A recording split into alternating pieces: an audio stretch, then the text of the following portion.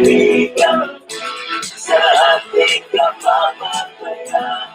Pagkasaktan tayo, pagkasaktan, pagkakapit, pagkasaktan, pagkakapit.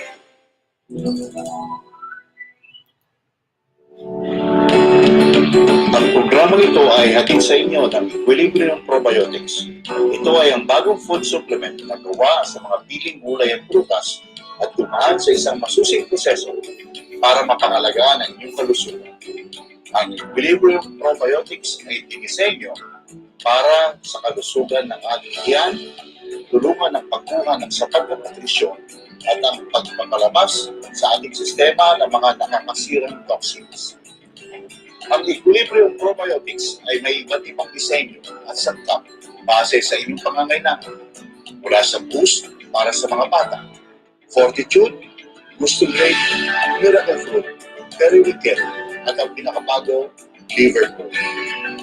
Ang Equilibrium Probiotics ay may pagmamalaki ng produktong gawa sa China. Ito ay mabibili sa Dashen, Geta Road, San Sebastian, Phase 3, Pinauganan, Tarlac City. At para sa mga malalayong lugar, mabibili din ang produkto ng Equilibrium Probiotics sa Lazada. Ito ay eksklusibong gawa ni Ginang Malu Reyes Murray. Ano pang hinihintay niyo, mga kasangga? Hala, bili na!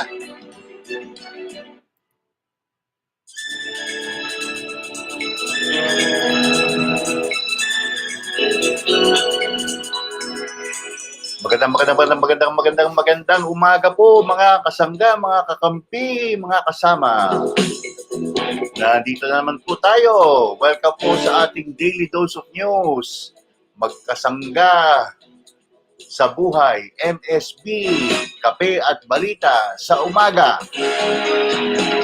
Naghahatid po ng mga nagbabagang balita at kaganapan sa loob at labas ng ating bansa sa loob lamang po ng 30 minutos. Best effort. Ngayon po ay araw ng Lunes, May 15, 2023. May pasok na naman po tayo. Although makulimlim po ang panahon, kaya medyo mga papasok po ngayong araw na to. Mga estudyante, mga nagtatrabaho, magbaon-baon po tayo ng mga payong, kapote, at ano pang panangga sa ulan.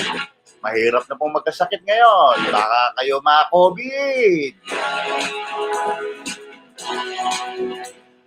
Bago po natin simulan ng ating pagbabalita, samahan niyo po muna ako sa isang panalangin para simulan natin ng maganda ang ating araw.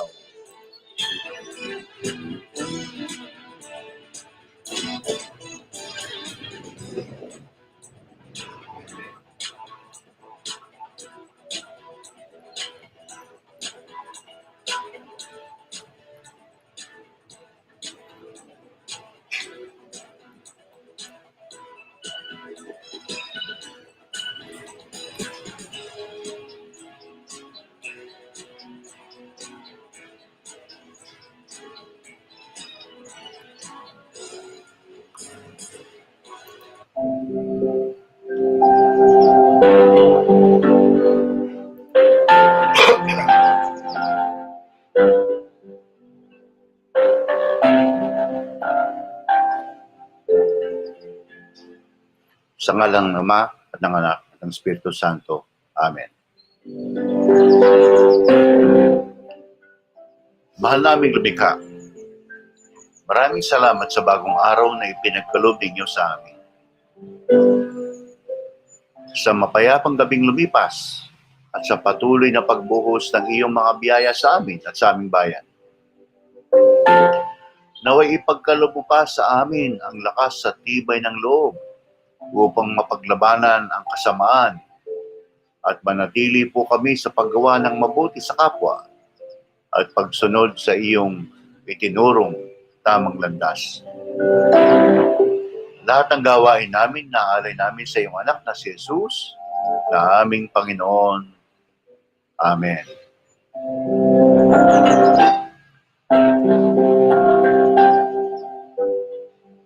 Sa ngalan ng Ama at ng Anak ng Espiritu Santo. Amen.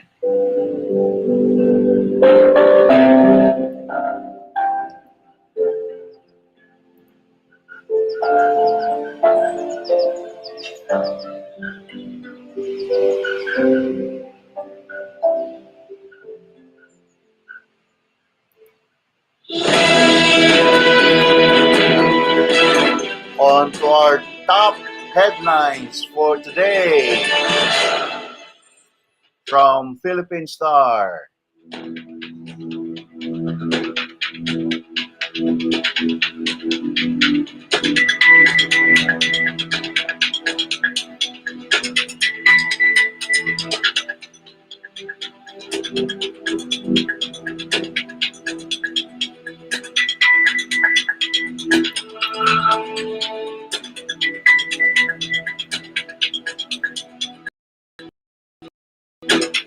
Fertilizer eyed by DA overpriced. Report by Bella Carriazo for the Philippine Star.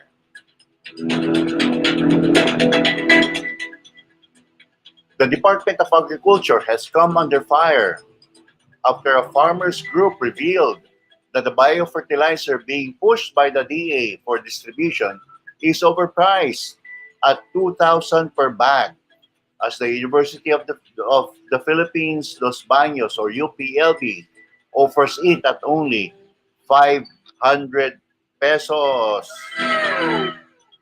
Rosendo So, President of the Samahang Industriya ng Agrikultura or SINAG, warned of another fertilizer scam in the offing as he criticized the timing of the Memorandum Order Number 32 issued by DA Undersecretary for Rice Industry Development, Leocadio Sebastian. Based on MO 32, the DA is eyeing some savings since the cost of biofertilizer per hectare is only 2,000 pesos compared to 4,000 per hectare of urea. The most concentrated solid nitrogen fertilizer is used. However, contrary to the premise presented in the MO issued by Sebastian, so insisted, urea is still cheaper compared to biofertilizer.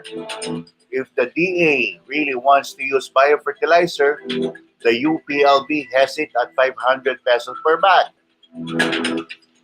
The memo should be changed as urea fertilizer now only ranges between 1,200 and 1,300, he added, noting how prices of urea have already gone down by half. SINAG has also called on the DA to give farmers a choice between urea fertilizer and biofertilizer, so insisted of distributing fertilizer bags. It should distribute vouchers. Vouchers should be given instead so that the farmers will have a choice if they want urea or biofertilizer. The farmers should decide on what to use to increase their production, so said. Last Thursday, Senator Risa Ontiveros filed a resolution seeking an inquiry into the DA's order to use biofertilizer. There is a need to investigate this matter to prevent another fertilizer fund scam that happened almost 20 years ago in 2004, where around 728 million in fertilizer funds of the Department of Agriculture earmarked for the purchase and distribution of fertilizers to farmer beneficiaries were allegedly diverted and used primarily for the re-election efforts of a former president, Ontiveros said. At a press briefing in Malacanang last Friday, Sebastian said the memorandum order was issued to avoid another fertilizer scam. He said the order aims to guide the DA regional offices on how to select and distribute biological fertilizers to increase yield and promote growth in rice output. Palace assurance. Yesterday, Malacanang assured the public of transparency in the implementation of MO 32 the implementing guidelines on the distribution and use of biofertilizers for the purpose of boosting rice production. Sebastian had already noted that the country's rice production has been facing challenges, such as the high cost of fertilizer. With the promotion of balanced fertilization, he said farmers would be using organic fertilizer as basal with biofertilizer to, to improve the growth of rice seedlings.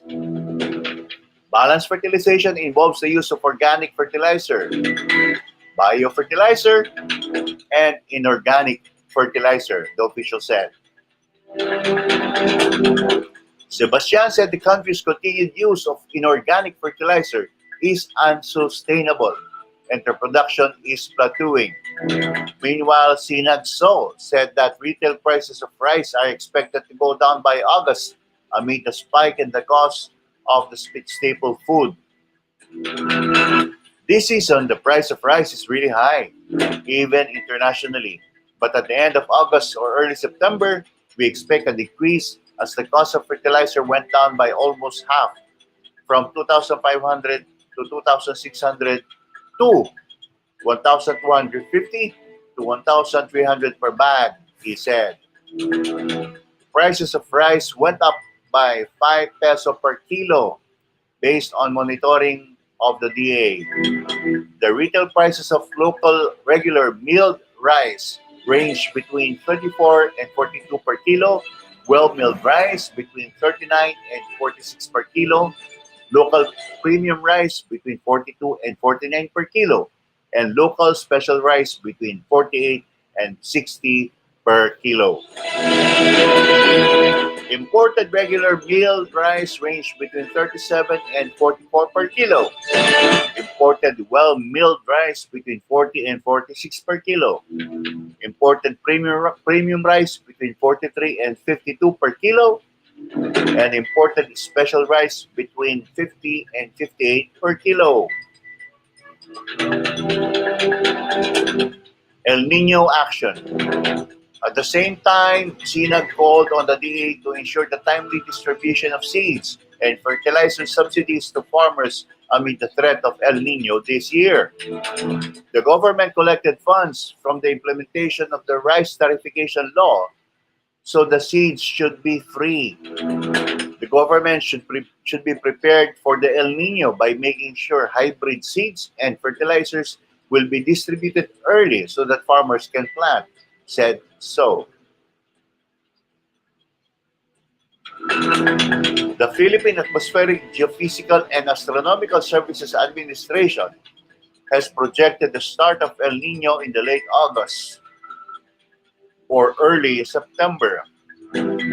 As of now, we don't see problems in the provinces as it is raining in the afternoon. The government should still prepare for small water impounding projects and of course cloud seeding in case there is El Nino, said so.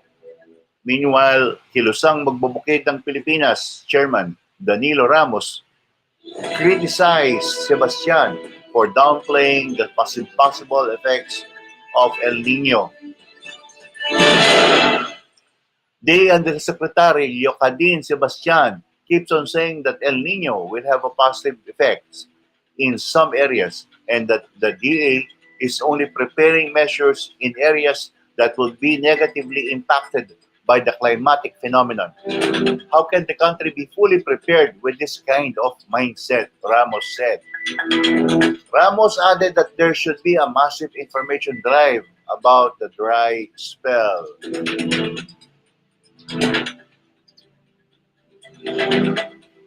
Additional reports from Helen Flores.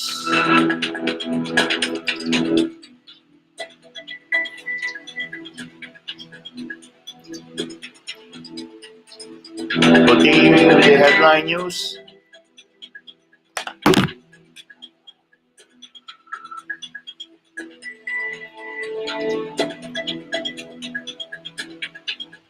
PCG marks West Philippine Sea territory with navigational buoys.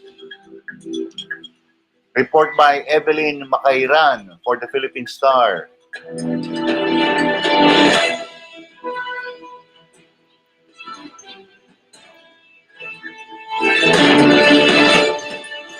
Marking what's part of the country, the Philippine Coast Guard, PCG, recently installed the navigational buoys in several areas of the West Philippine Sea, with each of them bearing the image of the Philippine flag. In a tweet yesterday, PCGWPS spokesperson Commodore J. Tariela said that the navigational buoys were placed by the Task Force Kaligtasan sa karagatan in the areas of Patag Island, Balagtas Reef, Kota Island, Panata Island, and Juan Felipe Reef. The installation of the buoys were done from May 10 to 12. The installation of these buoys, adorned with the Philippine flag, signifies the country's sovereign rights and jurisdiction over the Exclusive Economic Zone, or EEZ, said Tariela. This move highlights the Philippines' unwavering resolve to protect its maritime borders and resources and contribute to the safety of maritime trade, he added. Last Saturday, PCG Vice Admiral Joseph Coime and Commodore Rommel Supangan conducted a maritime domain awareness flight and inspected the newly installed buoys.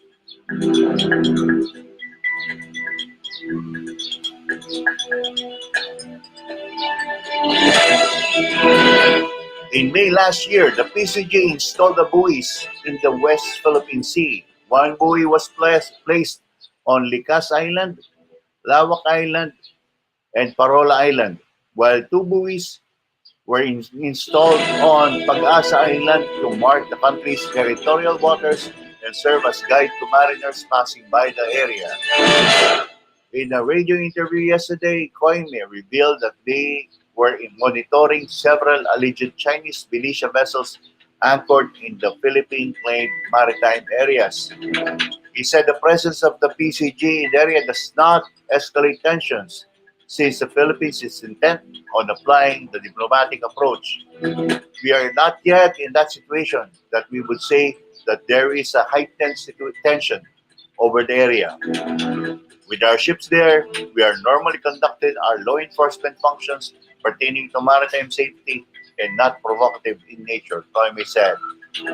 It can be recalled that while PCG vessels were conducting maritime patrols in the West Philippine Sea from April 18 to 24, a Chinese warship with bow number 549 confronted them through radio challenge some nautical miles off Pag-asa Island on April 21. The PCG vessels stood their ground, demanding that the Chinese leave the area instead. Last April 23, two Chinese Coast Guard vessels made dangerous maneuvers near PRP Malabrigo and PRP Malapascua in the vicinity of Ayungin Shoal. One of the Chinese vessels nearly collided with PCG's Malapascua.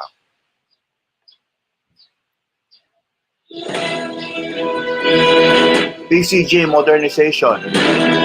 As maritime challenges persist in the West Philippine Sea, Occidental Mindoro Rep.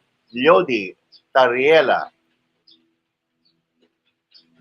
has urged Congress to approve the PCG Modernization Act into law, just as Senator Bongo has been pushing for his own bill to modernize the maritime agency in the Senate. In a statement issued yesterday, the PCG said it is echoing the appeal of Rep. Tariela for Congress to approve House Bill 8028. The PCG Modernization Act was filed last May 10, following the filing of GO's Senate Bill 2112. As we continue to expand our workforce and imbibe the spirit of nationalism in every Coast Guardian, now is the perfect time to implement the PCG modernization program, said Admiral Artemio Abu, PCG Commandant. We envision the PCG as a symbol of hope and a source of our nation's pride. Rest assured that HB number 1828, once passed into law, shall serve as our compass in ensuring a safe and secure Philippine maritime domain, he added.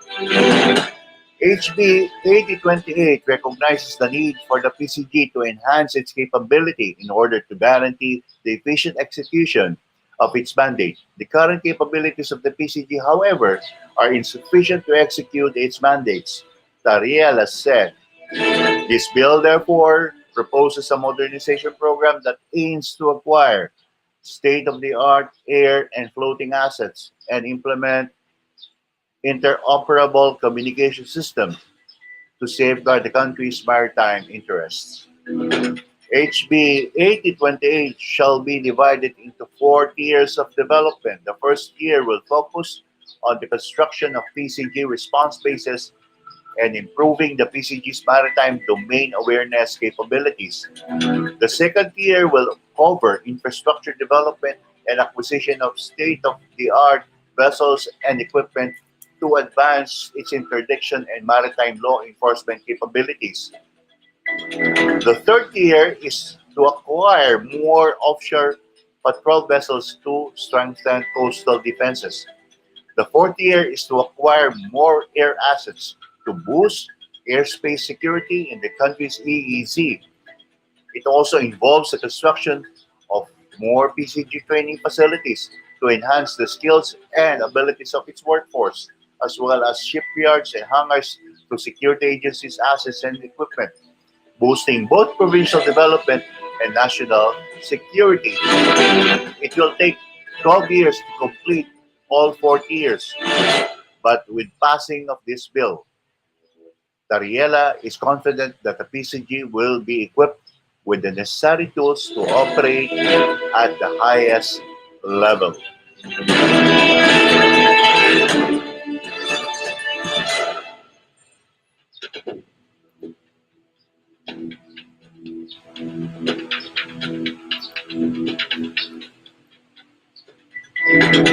For our next headline news,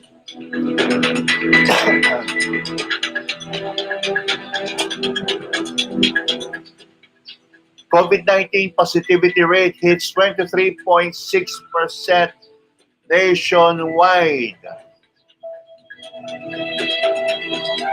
Report by Pia Lee Brago for the Philippine Star.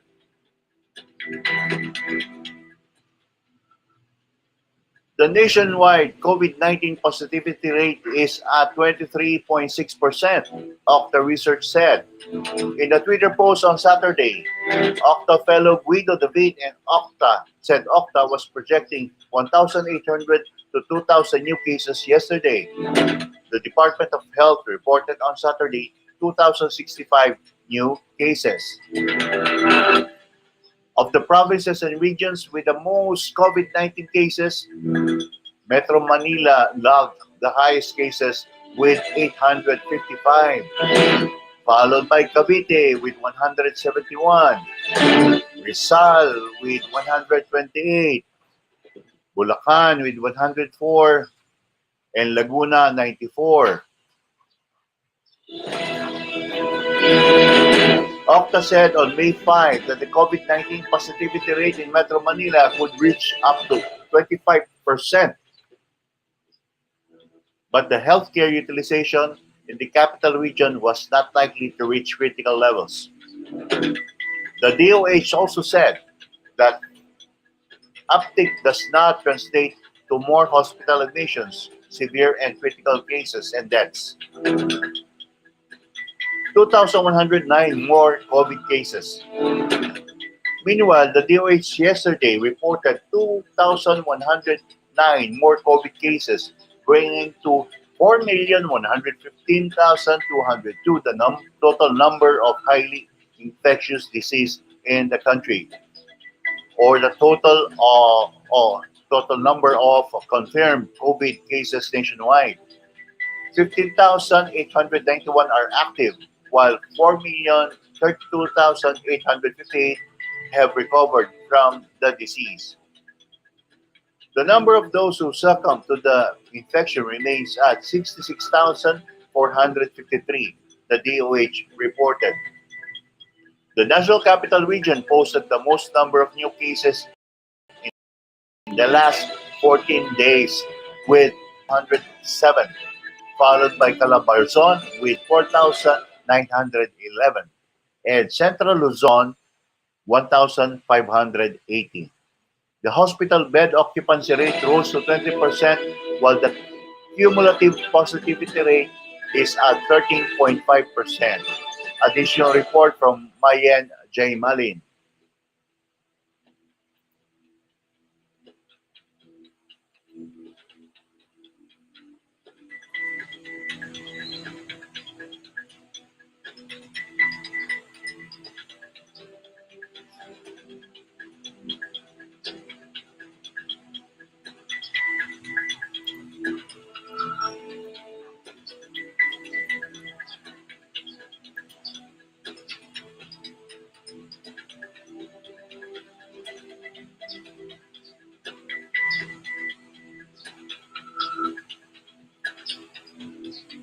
Moving on to our global headline news.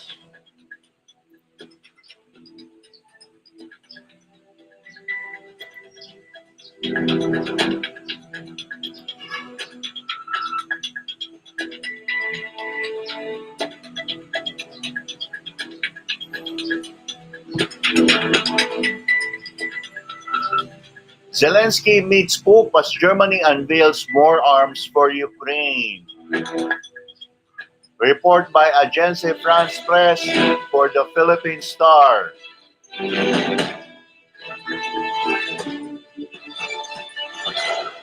Rome, Italy.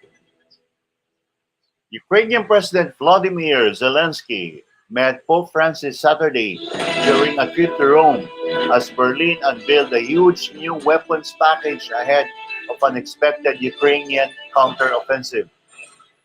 Zelensky spent 40 minutes with the 86-year-old pontiff at the Vatican after earlier meeting Italian Prime Minister Giorgia Meloni, who has strongly backed Kiev in the wake of Russia's February 2022 invasion. I am very grateful to him for his personal attention to the tragedy of millions of Ukrainians, Zelensky said to Telegram after his audience with the Pope, the first since February 2020. He said they had also discussed the fate of tens of thousands of children that Kiev says were deported to Russia, as well as his plans for peace. Francis has repeatedly called for peace in Ukraine and has sought to play a mediating role, although his efforts have yet to yield any results and he has faced criticism for failing to put the blame on Russia over the war. The Vatican, without mentioning Russia, said the pair discussed the humanitarian and political situation in Ukraine caused by the ongoing war and the need for human gestures towards the most fragile people. It was Zelensky's first visit to EU and NATO member Italy since Russia invaded its neighbor and was due to be followed by a visit to Berlin Sunday. Germany on Saturday announced a new weapons package worth 2.7 billion euros or $2.95 billion for Ukraine, reportedly the biggest from Berlin since Russia's invasion. More proud, more prosperous. Zelensky had a 70-minute face-to-face with Meloni, who has pledged Italy's full support for Kiev despite a history of warm ties with Moscow in her country and among her coalition partners. In a joint press conference, Zelensky thanked Meloni for helping to save lives while detailing what he called fresh aggressions by Russia. I had not come to complain. I have come to talk about our cooperation and to thank you once again for helping us for the sake of our country because we want peace, he said. Italy has sent weapons and aid to Kiev, although it has never disclosed exactly what it has delivered. Meloni, who visited Zelensky in Kiev in February, said Saturday, I am convinced that Ukraine will win and be more stronger, more proud, and more prosperous than before. Russia bound to lose.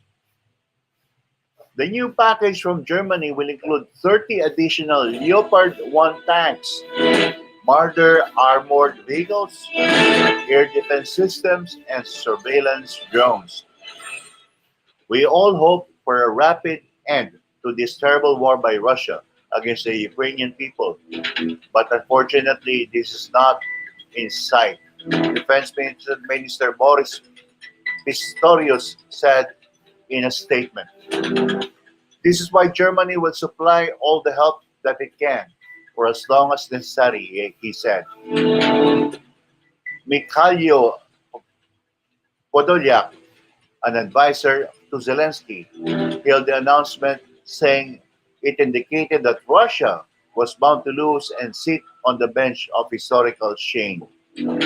Western allies have delivered increasingly powerful weapons to Ukraine. Britain this week announced it was sending Storm Shadow missiles, becoming the first country to send long range arms to Kiev. Russia described it as an extremely hostile step and on Saturday accused Kiev of using British missiles to target civilian sites in eastern Ukraine and wounding 6 children. But EU Foreign Policy Chief Joseph Borrelli on Saturday urged other European nations to provide long-range weapons for Ukraine while accelerating arms deliveries overall. The Russians are bombing from far away, so the Ukrainians have to have the capacity to reach the same distance, the same range. Borrell said after meeting with Ukraine's Foreign Minister Dmytro Kuleba in Stockholm. But we have to speed up, he said. Fighting intensifies. On the front line, meanwhile, near the eastern flashpoint town of Bakhmut, both sides claim to be making progress. Our soldiers are moving forward in some areas of the front, and the enemy is losing equipment and manpower. Commander of Ukrainian Ground Forces Alexander Sirsky said on social media. Russia said its forces were still pushing inside Bakhmut. In the Donetsk direction, assault detachments liberated a block in the northwestern part of the city of Arternovsk, the defense minister said, referring to Bakhmut by its Russian name. The conflicting reports from the battlefront suggest an increase in fighting after months of relative stability as expectations grew over Kiev's spring counteroffensive. The question of when and where Ukraine might launch its high stakes battle to push Russian forces from occupied land has been the subject of steady speculation, although Zelensky insisted early this week that his army needed more time to prepare. Elsewhere, votes were being tallied in Liverpool, England, for the much loved European Song Contest, which Britain was staging on behalf of Ukraine. A Ukrainian group called Kalush Orchestra won last year and with it the hosting rights. Organizers this year ruled that the war made it impossible to hold the event in Ukraine.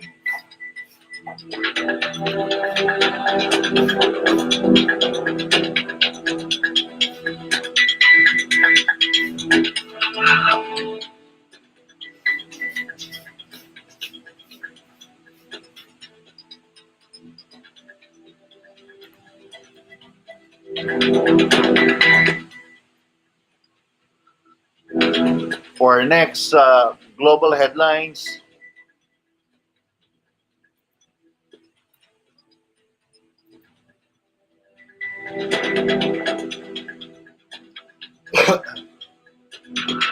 Thailand votes, but will the military listen? Report from Damon Wake for Agence France Press to the Philippine Star. Bangkok, Thailand. Thailand votes Sunday in an election that could see pro-democracy opposition parties oust the conservative military-backed government of Prime Minister Prayut Chan-o-cha after almost a decade in power. Voters are tipped to deliver a resounding defeat to ex-army chief and coup leader Prayut after a campaign that played out as a clash between young generation yearning for change and the traditionalist royalist establishment. The main opposition, Pheu Thai Party, fronted by the daughter of billionaire former Premier Thaksin Shinawatra, was ahead in final opinion polls. But in a kingdom where victory at the ballot box has often been trumped by coups and court orders, there are fears the military could seek to cling on, raising the prospect of fresh instability. At Pheu Thai's closing rally on Friday, main candidate Paitongtarn Shinawatra told the rapturous 10,000 strong crowd that Sunday would be a historic day where Thailand will change from junta rule to democratic rule. A turnout of 90% in last Sunday's early round of voting points to an electorate looking for change, but the opposition faces an uphill battle to secure power thanks to the junta scripted 2017 constitution. The new premier will be chosen jointly by the 500 elected MPs and 250 Senate members appointed by Prayut's junta, stacking the deck in the army's favor. In the controversial last election in 2019, Prayut rode Senate support to become prime minister at the head of a complex multi-party coalition, Protest Legacy. Some 95,000 polling stations scattered from the lush forest mountains of the north to the idyllic sands of the southern beaches will open at 8 a.m. on Sunday.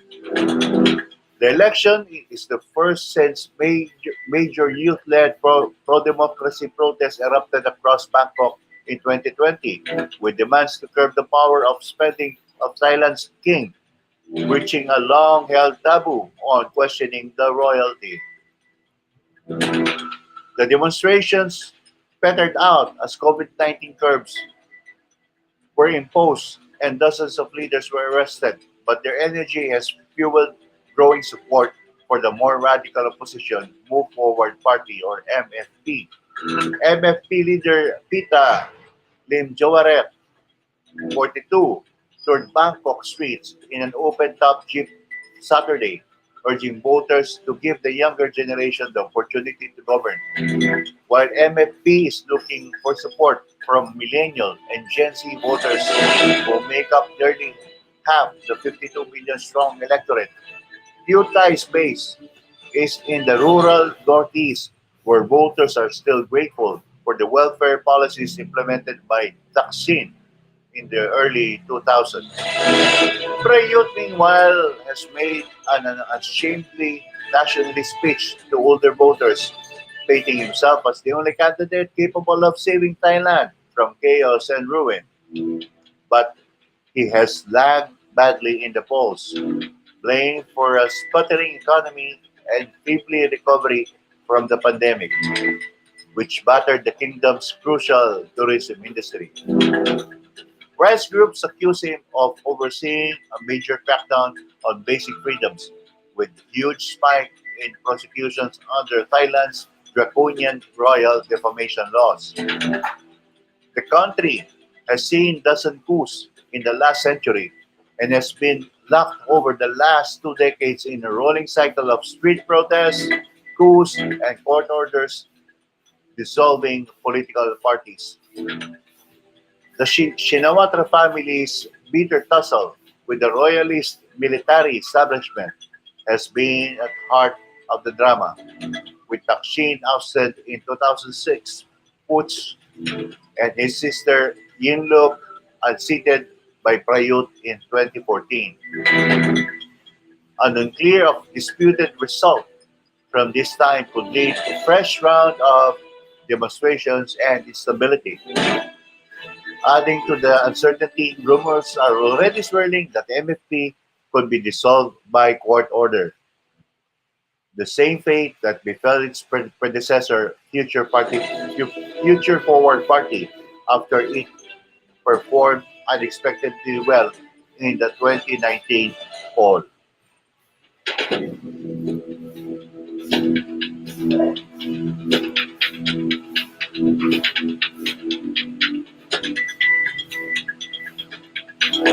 Updates on the Russian Ukraine conflict.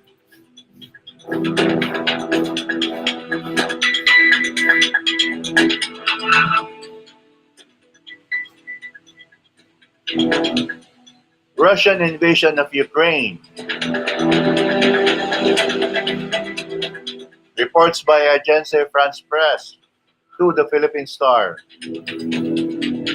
Ukraine's President Vladimir Zelensky meets his German counterpart Frank-Walter Steinmeier on his first trip to Germany since Russia's invasion. Zelensky signed the guestbook at the Bellevue Palace before heading into talks with Steinmeier. He is expected to meet the Chancellor Olaf Scholz later Sunday.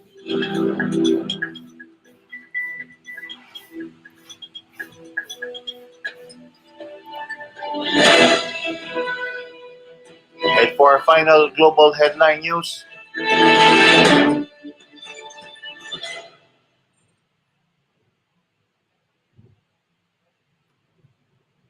Gaza ceasefire takes effect after 5 days of deadly fighting. Report by Mai Yagi for Agence France Press. Gaza City, Palestinian territories. A ceasefire took effect in and around the Gaza Strip on Saturday after 5 days of cross-border exchanges that have killed at least 34 Palestinians and one Israeli. The truce was scheduled to start 10 p.m., Egyptian and Palestinian sources said. But in the final 30 minutes running up to the deadline, dozens of rockets were fired from Gaza towards Israel, prompting renewed airstrikes. AFP correspondents in the territory said. Most of the rockets were intercepted by Israeli air defenses. A few more rockets were fired after 19 GMT, followed by fresh Israeli strikes before things appeared to calm down. Hundreds of people then began to emerge into Gaza's streets, which had been empty for days. Two rockets were fired from Gaza after 11 p.m., with no victims, the Israeli army said. Egypt brokered the latest ceasefire proposal, saying it had secured agreement from both Israel and the Palestinian militant group Islamic Jihad. Israel's National Security Advisor, Chashi Hanegbi, thanked Egyptian President Abdel Fattah al-Sisi and expressed the State of Israel's appreciation for Egypt's vigorous efforts to bring about a ceasefire. A statement from the Israeli Prime Minister's office said, Israel's response to the Egyptian initiative means quiet will be answered by quiet. And if Israel is attacked or threatened, it will continue to do everything it needs to do in order to defend itself, he said. A Palestinian source confirmed Islamic Jihad's agreement. We want to thank Egypt for its efforts. Islamic Jihad Political Department official Mohammed Al-Hindi told AFP. He has been in Cairo since the fighting erupted on Tuesday. What have we done? For days, life in Gaza and Israel communities near the border has been a daily routine of airstrikes and sirens warning of incoming rocket fire. Residents in the crowded Gaza Strip cowered indoors as the fighting raged, with streets empty and only a few shops and pharmacies open. The whole Palestinian people are suffering. Mohammed Mohana, 58, told AFP in the ruins of his home. What have we done? In Deir al-Bala, in the central Gaza Strip, a dead donkey lay in the ruins of a row of buildings leveled in an Israeli strike. No one is safe in their homes, said Imad Bayan, 64. A spokesperson for the interior ministry in Gaza said on final day of his campaign, the Israeli military had concentrated on targeting civilians, residential and civilian buildings. There had been mounting calls for a ceasefire to be agreed, including from Israel's closest ally, the United States. The White House welcomed the agreement and commended Egypt and Qatar's roles in diffusing hostilities. US officials worked closely with regional partners to achieve this resolution to the hostilities to prevent further loss of life and restore calm for both Israelis and Palestinians. White House Press Secretary Kane Jean-Pierre said in a statement on Saturday. Egypt Egypt had kept up its mediation effort despite repeated setbacks. On Saturday, shrapnel from a rocket fired from Gaza hit a building site in Sto Negev, just over the border into Israel, killing one man and wounding another. Both were day laborers from Gaza. Islamic Jihad said its fighters were pursuing missile strikes on Israel cities in revenge for Israeli assassinations of their commanders and strikes on populated areas. The exchange of fire came after the Palestinian Health Ministry reported the death of two men aged 19 and 32 in an Israeli army raid on a refugee camp on the occupied West Bank city of Nablus. Palestinian President Mahmoud Abbas Fatah movement said that two men killed in the raid were members of its armed wing, the Al-Aqsa Martyrs Brigades.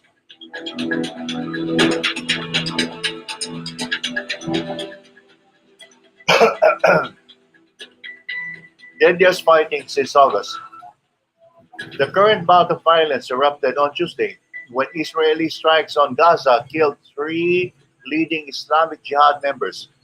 Three other senior figures from the Palestinian militant group were killed in later strikes. They were among at least 34 lives lost in the fighting inside Gaza, according to the territory's health ministry. There have been two deaths in Israel, one of them the Gaza day laborer. The army said nearly 1,100 rockets had been fired from Gaza towards Israel in the current fighting, including 300 intercepted by its air defenses.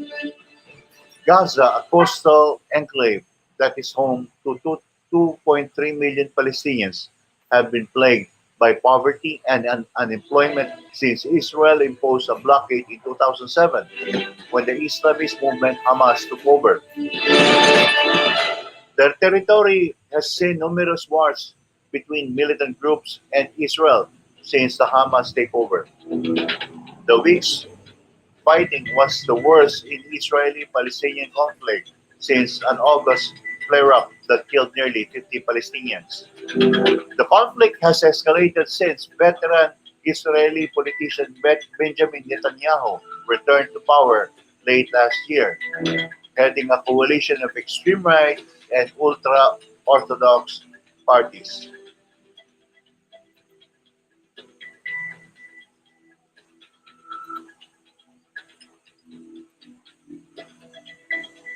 Moving on to our regional news.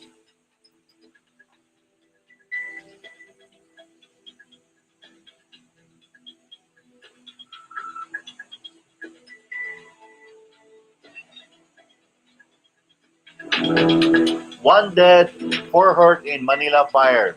Report by Mark Ernest Belleza for the Philippine Star. Manila, Philippines. A fire that broke out in Santa Cruz, Manila before dawn yesterday left one dead and four injured.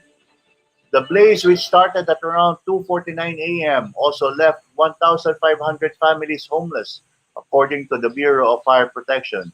Arson probers have yet to name the fatality.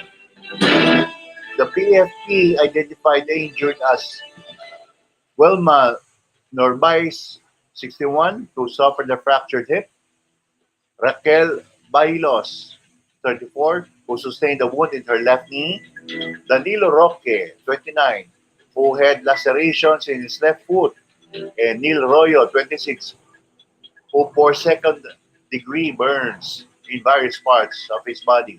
The fire reached fifth alarm at 3:49 a.m. and destroyed around 1.5 million worth of property before it was put out at around noon.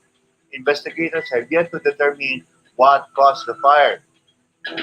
Meanwhile, the Light Rail Transit Line 2 announced that it implemented provisionary services from the LRT2's Antipolo to Vimapa stations and vice versa after the fire spread to parts of Recto station. Full operations at the LRT2 resumed at around 1 p.m.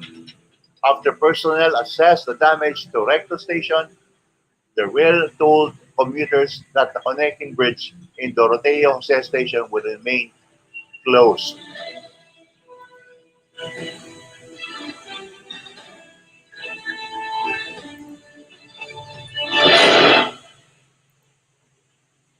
Continuing with the regional updates, three rebels killed in Surigao clash. Report by Rainier Alan Ronda for the Philippine Star. Three suspected New People's Army guerrillas were killed in an alleged encounter last week that resulted in the seizure of seven firearms in Cantillan, Surigao del Sur. The military identified the fatalities as Alberto Costalleda alias Justine or JD, Eric Colon alias Neo, and Ranji Pertos alias Goyong. Reports said the fatalities were officials of the NPA's Northeastern Mindanao Regional Committee. Joint forces of the Army's 30th and 36th Infantry Battalions launched a combat operation to track down at least 30 communist terrorists when they encountered the group in Barangay Lobo on Thursday. Brigadier General George Banson, commander of the Army's 901st Brigade, said that after a brief firefight, the guerrillas retreated, leaving behind their dead comrades and seven rifles.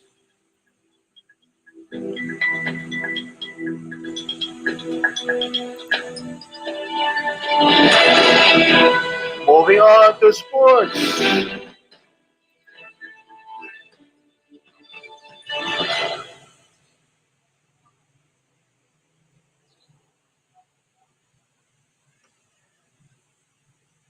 Lady Spikers, Bulldogs reign. Updates for the UAAP volleyball, ladies and men's. Report by John Brian Ulanday for the Philippine Star. Manila, Philippines. Redemption for LaSalle in women's territory. Dynasty for National U in men's kingdom. Sharing a special night, the Lady Spikers rose back as queens with a vengeance, while the Bulldogs reigned as three-peat kings in the UAAP Season 85 volleyball tournament in front of more than 20,000 fans at the Mall of Asia Arena. Like magic, the Lady Spikers clawed back from two sets down to unseat the Lady Bulldogs in epic fashion. 1925, 23-25, 25-15, 25-17, and 15-10, with the Bulldogs taking care of their own business against the Santo Tomas Tigers, 25-20, 25-21, 25-20, to complete a 16-0 sweep and a three-peat. Rookie of the Year and Most Valuable Player, Angel Canino, punched 19 points on 12 hits, 6 aces, and a block as Twin Towers Thea Gagate, 17, and Shivana Laput, 12, defended the net at all costs in the Lady Spiker's successful redemption after a bridesmaid finish last season. Gagate, the first best middle blocker, and Laput posted 5 blocks each, majority in the deciding fifth set, while Lasal cut the Bulldogs down to size with consecutive swats to cap a thrilling come from behind win for the second straight match. Fifi Sharma added 11. Jolina De La Cruz chipped in 6 as finals MVP and best setter Mars Alba dropped a 16 set 6 dig outing to anchor LaSalle's first title in 5 years and 12 overall. Grateful po kami kay Lord dahil kung di dahil sa Kanya, wala kami dito ngayon. Pinagtulungan lang talaga namin lalo na sa 5 years na staging ko dito kasama si Jolina. Ngayon lang kami nag-champion, said Alba, who shed tears with fellow senior De La Cruz on the floor as the LaSalle crowd cheered in euphoria. At championship point, LaSalle players on the bench were already in tears, locked in joyful embrace, en route to perhaps the greatest comeback in the finals of UAP volleyball. Sobrang saya kasi. Ito after 5 years, nakabalik na kami sa napakahirap pero napakasarap na paraan. Sabi lang namin sa team, huwag magpapagod, huwag mapapagod, huwag magsasawa at susuko dahil makukuha rin namin ulit ito, added Assistant Noel Orculio in lieu of head coach Ramil De Jesus. The two rivals traded haymakers in the first 4 sets, but when it mattered most, the Lady Spikers turned to defense as Gagate, with 3 straight blocks, slammed the door on Neños every attack. The South survived the 34 points of Alisa Solomon.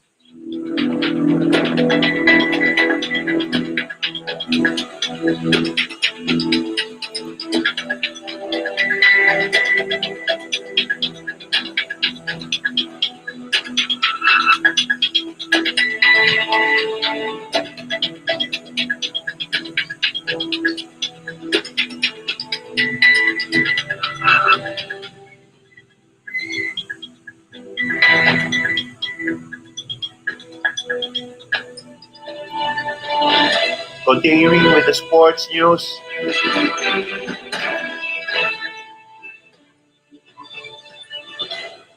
Sunday Gold Rush. Report from Olmin Lebe for the Philippine Star. Long Pen. Thrusting to the limelight in the absence of the Philippines alpha weightlifter. Erin Ando dutifully stepped to the plate and delivered the Heidelin Diazque triumph. Ando, a Tokyo Olympian like the Golden Girl Diaz, not only captured the women's 59 kilogram class tiara, but obliterated all existing records in the Southeast Asian Games along the way. The Cebuana lifter's afternoon exploits its spike by new SEA Games marks of 98 kilograms snatch, 180 kilograms clean and jerk, and total 216. At the Olympic Stadium, served as the final starter in a Sunday Gold Rush for Team Philippines. Tokyo Games silver medalist Carlo Paala, men's 54 kilograms, and Nesty Petesio, women's 57 kilograms, picked up expected mints, going with milestones of debutant Paul Pascon, men's 60 kilograms, in the boxing final sessions in the Hall G of the Choi Changbar Convention Center. Fighting in full contact padded stick events, Artisadors Charlotte Tolentino, bantamweight, and Jeddah May Soriano, lightweight, produced a pair of golds from the Filipino martial art held in nearby Hall A.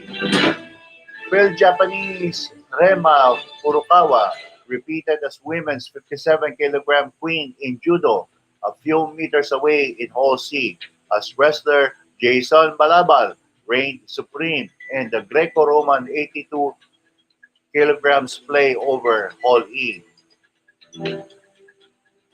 The Civil Mobile Legends Bang Bang men's team of Angelo Arcangel, David Canon, Marco Riquitiano, Michelangelo Saison, Rogin Unigo, and Noe Makasa completed the three-peat over the Naga world to join the hall. Yesterday's nine gold harvest was the biggest single day output for the 840 strong delegation backed by the PSC and POC in this edition, topping the 7-1 on May 7. Overall, the Philippines amassed 46 golds, 70 silvers, and 86 bronzes as of 8 p.m. to dislodge Singapore 42, 36, and 55 at the fifth, going to the last 2 days of action. Vietnam maintained pole position at 99, 83, and 93, followed by Thailand 82, 62, 86, and Indonesia 65, 55, 76. The highly productive day kicked off with Ando choking up the record-breaking conquest over Thailand's Surat Wadi Yodsam 206 kilograms and former winner and standard holder Huang Ting Nguyen 205 kilograms. Ando was emotional after his feat. Para sa papa ko ito, said the 24-year-old Cebuano as she remembered her promise to her father before he died. Itong gintong medalya na kinuha ko at pinagsikapan ko, matagal na itong hinihingi ng papa ko, buhay pa siya. Kahit wala na si papa, ginugol ko pa rin niyon. Ando, who has to compete in the heavier 64 kilogram class, is stuck in a battle at 59 kilograms with Diaz for a spot to the Paris Olympics. In boxing, Paalam and Petesio live up to the billing as they overpowered Indonesian rivals Aldom Seguro and Ratna Devi with identical 5-0 clinchers. Bascon joined the honor list with 3-2 split decision over Thai Rujangkran Jongtrong. John Marvin, men's 80 kilogram, and Norian Petesio, men's 67 kilogram, settled for silver after unanimous decision losses to Thais Wirapon Jong Dobo and Bunjon Sinchiri, respectively. In judo, Furukawa executive a crafty Osoto Gari throw against challenger Chu Miat-no Wai of Myanmar in a thrilling finale decided in sudden death to repeat as champ. I always think na I'm number one, going to every tournament, and I'm very happy to win my second gold in the SEA Games, he said.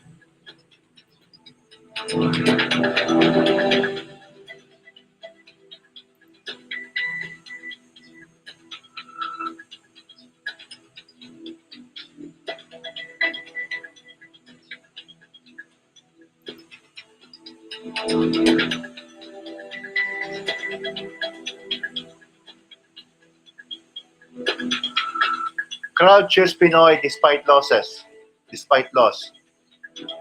Joaquin Henson for the Philippine Star. Stockton.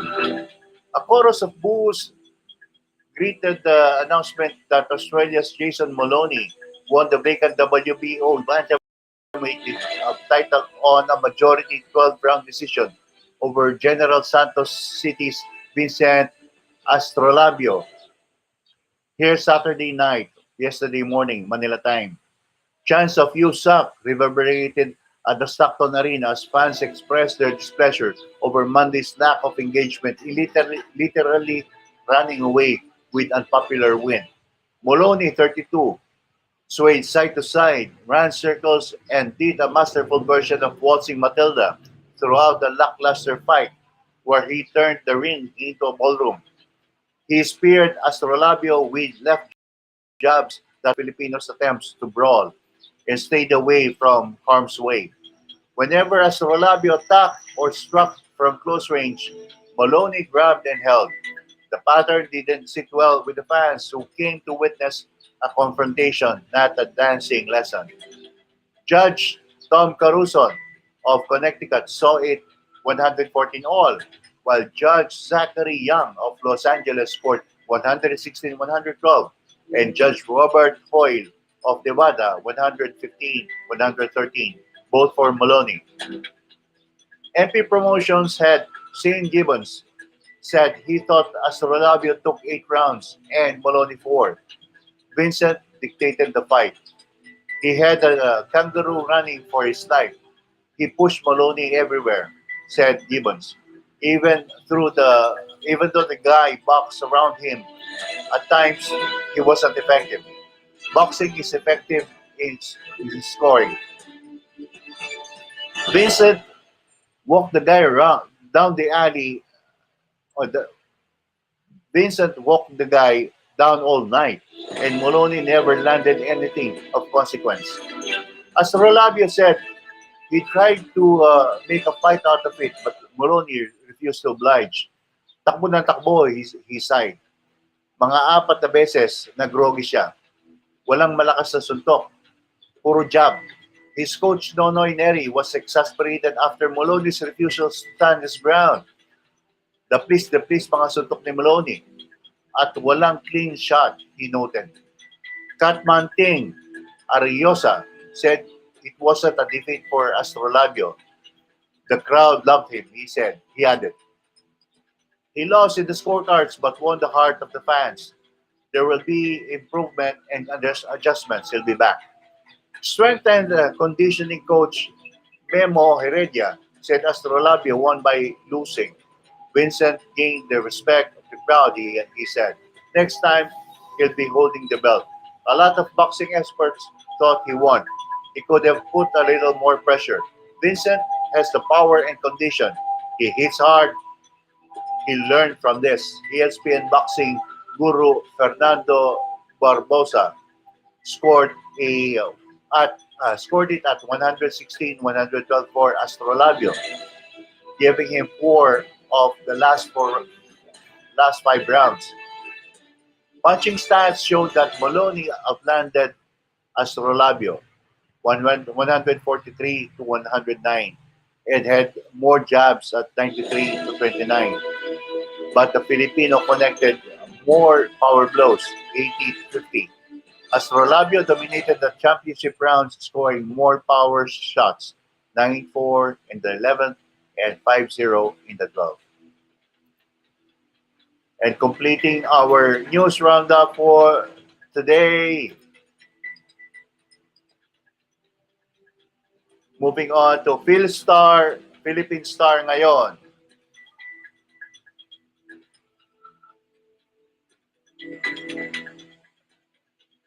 Reports from Filipino Star ngayon. Semi-series isasara ng Celtics.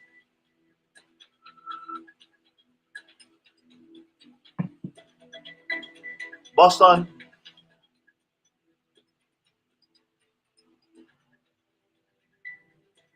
USA. Muling ipapasok ng Celtics si defensive center Robert Williams.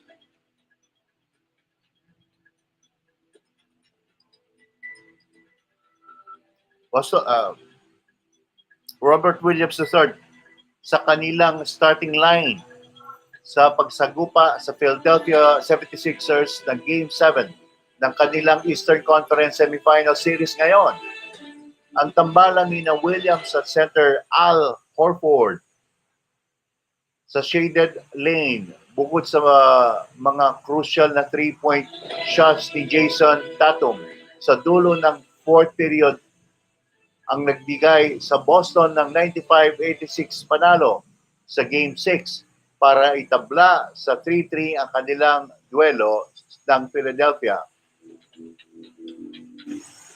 It made a tremendous difference, and you could just see it. Wika ni Celtics guard Jaylen Brown sa tinawag na double big lineup na dumidepensa sa NBA MVP Joel Embiid ng 76ers.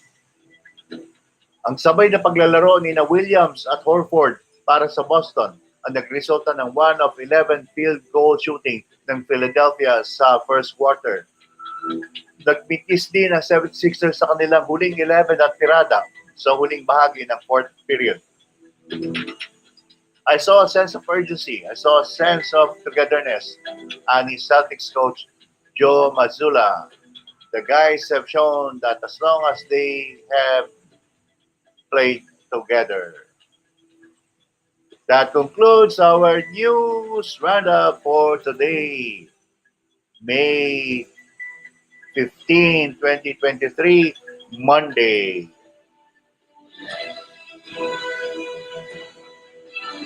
Bati lang po muna tayo. Hi Liz Ann is watching. Good morning po Sir Tom. Happy weekdays ahead. Good morning din sa iyo. Angelito Sanchez, bro, Lito is watching. So si Admin Sol, gising na siya. Thank you for sharing the feed, Admin Sol. Robert Sumawang II is watching. Rod Stewart is watching. Good morning, kay Rod. Jimena Jem is watching. And Ate Ted Viray Tagines is watching. Good morning, Ate Ted. At dyan po nagtatapos ang ating pagbabalita ngayong araw ng Lunes. Magkita-kita po muli tayo bukas ng umaga sa susunod na pag-report natin.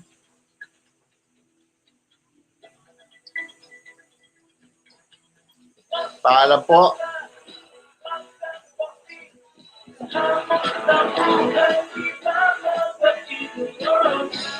Ako ang iyong kasama, kaibigan, sa lahat di ka mapapabayaan.